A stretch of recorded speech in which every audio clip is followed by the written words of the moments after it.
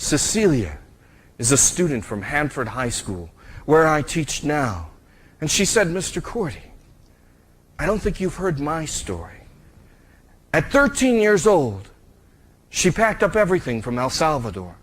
She packed up everything that she had. She said, quote, unquote, because they would kill you for the little that you did have.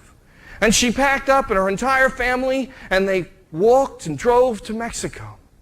And there they had the right papers, but the people at the border didn't believe them, so they ripped up her family's papers, forcing her to run. And so she paid her entire family $2,000 per person, $2,000 to go from Mexico to Tijuana to California.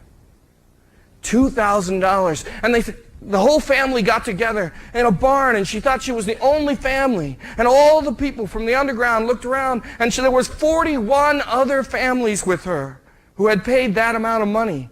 And they looked at Cecilia and said, your family gets to be in the front line.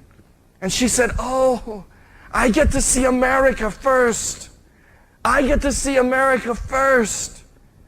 And they marched, and they walked for 7 days. And they didn't tell her or her family that the first people that the Border Patrol would get were the people in the front line. And they took her, and they brought her back to Mexico.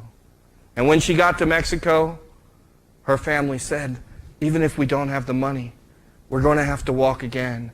She said, Mr. Cordi, I was 13 years old. We were walking for days and days on end. The only thing I found was an Oreo cookie that someone had left on the trail. I had to eat it, Mr. Cordi. It was the only thing there. And it took us, I had to hide in a car where the glove compartment is. I had to travel and walk with my family. I didn't think I could make it, but other people picked me up and carried me. And she said it wasn't easy, but we had to get to America. And her story was about the arrival of coming here.